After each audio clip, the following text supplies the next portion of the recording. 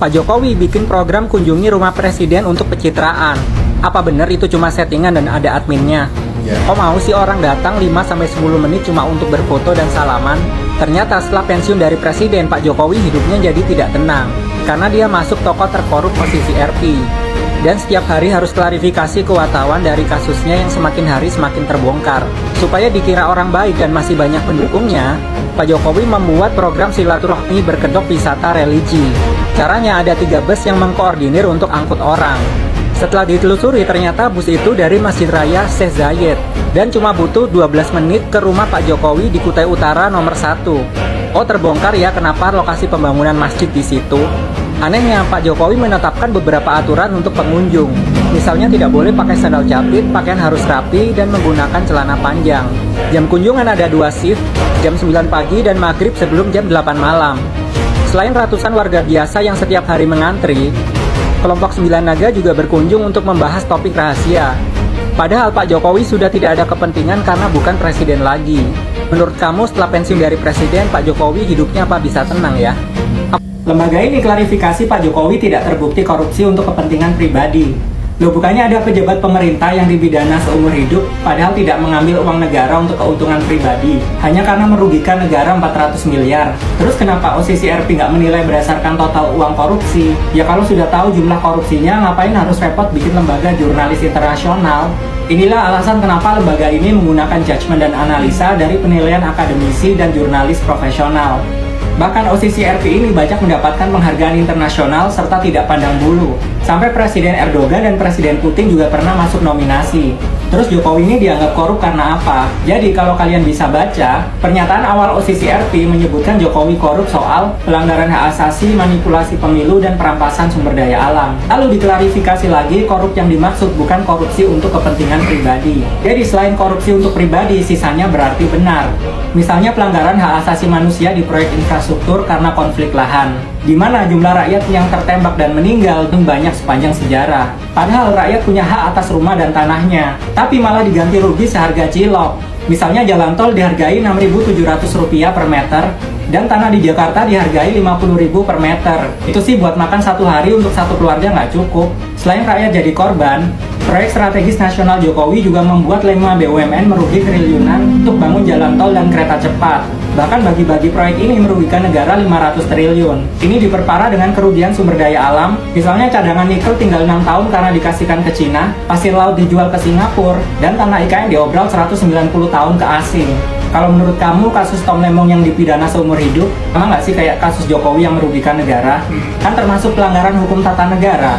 Pak Jokowi masuk ke dalam pemimpin paling korup nomor 2 sedunia. Emang Pak Jokowi korupsi, kok bisa masuk berita internasional di OCCRP? Menanggapi itu, Pak Jokowi cuma senyum-senyum aja dan suruh cari bukti kalau memang dia korupsi. Karena OCCRP itu berdasarkan voting dan survei. Padahal korup dalam bahasa Inggris itu artinya pengerusakan. Jadi maknanya lebih luas dari sekedar korupsi. Tapi menurut Rocky Gerung, pengertian korupsi itu tidak sebatas mengambil uang negara untuk keuntungan diri sendiri, tapi juga termasuk merampas kekayaan negara untuk kepentingan kelompoknya. Misalnya anak, menantu, dan orang-orang terdekat. Ini terbukti dengan memanipulasi hukum dan konstitusi untuk menguasai negara. Misalnya penyalahgunaan dana perlinsos saat pemilu karena papi sayang anak, dan memfasilitasi koruptor yang mau balas jasa ke Jokowi jika mereka mau membantunya. Ini terbukti dari indeks persepsi korupsi Indonesia yang turun ke 34 dalam 5 tahun terakhir. Ikan Pak Jokowi berjasa membangun Indonesia dengan proyek infrastruktur. Justru itulah cara Pak Jokowi membuat lahan baru untuk koruptor. Bahkan uangnya lebih dari 500 triliun yang masuk ke politisi dan pejabat daerah untuk proyek strategis nasional. Angka ini gede banget karena sampai sepertiga dari anggaran PSN yang 1.500 triliun dan APBN kita yang 3.000 triliun. Jadi kalau mau dilaporin bukan ke KPK, tapi harusnya ke Mahkamah Agung Peradilan Tata Negara. Karena prestasi ini, Rocky Gerung bilang kalau Pak Jokowi pantas disandingkan dengan Presiden Suriah, Bashar al-Assad yang telah dilengsarkan rakyatnya sendiri. Gimana pendapat kamu? Aku mencatat amal perbuatan Jokowi. Oke, halo teman-teman, kembali lagi bersama saya di channel ini. Salam NKRI harga mati. Teman-teman, dalam video ini kita telah mendengarkan sebuah cuplikan video yang sangat luar biasa. Tentunya hal-hal seperti ini menjadi sebuah pemahaman bagi kita dalam menilai perjalanan politik yang ada di Indonesia saat-saat ini. Nah, memang negara kita pastinya membutuhkan orang-orang yang memimpin dengan baik. Nah, ketika kita diviralkan sebuah video ramai dikunjungin rumah Jokowi jadi destinasi wisata foto, luar biasa sekali ya apa yang terjadi sebenarnya.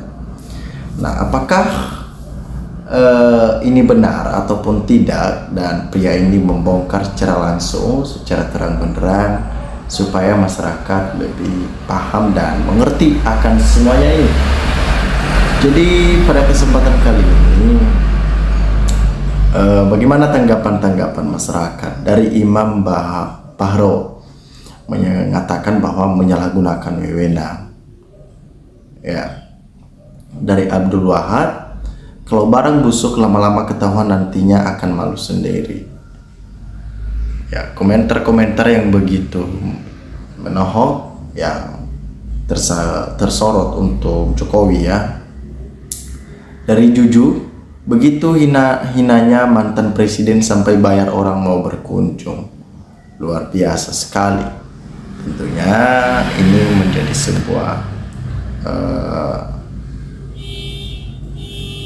sebuah aturan bagi mantan presiden ya melanggar. Nah, dari Rivo Baru mengatakan terima kasih OCCRP yang sudah memberi gelar sangat terhormat kepada presiden ketujuh, yaitu Jokowi, terkorup di muka bumi ini. Predikat ini akan diingat oleh generasi selanjutnya. Ya, memang benar, dan ini akan terus menjadi sebuah pembicaraan. Dari Bluluk ya, B3N mengatakan KPK harus berani menyeret Jokowi dan keluarganya. Sudah jelas OCCRP itu sudah menyuarakan di seantero ya. Dari komentar dari ini Budiono, menyalahgunakan wewenang termasuk kategori korupsi karena korupsi bukan hanya sekedar maling uang negara, bukti OCCRP mengangkatnya. Nah, disampaikan lagi di sini bahwa untuk mengelabui rakyat supaya terkesan orang baik dan banyak yang peduli. Dari Yasir Fauzan, uang rakyat hanya foya-foya untuk membayar pengunjung bayaran. Luar biasa kan? Itu suatu hal yang bikin gokil. Dan masyarakat menilai hal ini sebuah tindakan-tindakan yang bertujuan untuk menaikkan reputasi. Dari Sri Mulati, bukan Sri Mulyani ya, Sri Mulati ini mengatakan baru kali ini ada mantan presiden bikin ulah. Mbok yo wis topak de, setirohat saja, nikmati hidup atau aktif kerja sosial. Di sekitar Anda masih banyak yang membutuhkan uluran tanganmu, ojo mikirin awakmu diwe. Ya, nah, kalau nggak begitu ya bukan Jokowi namanya ya. Penyakit narsistik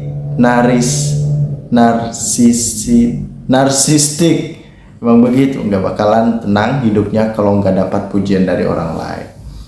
Leono mesti cek kejiwaan. Ya, ini komentar-komentar masyarakat, Jokowi tetap di hati orang-orang tolol.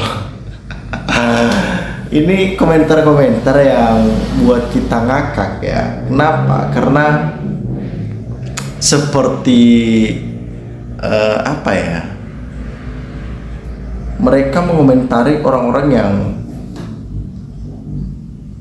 menurut mereka melanggar aturan. Ya, suka hatinya lah, apa yang berbau busuk pasti tercium, merdeka.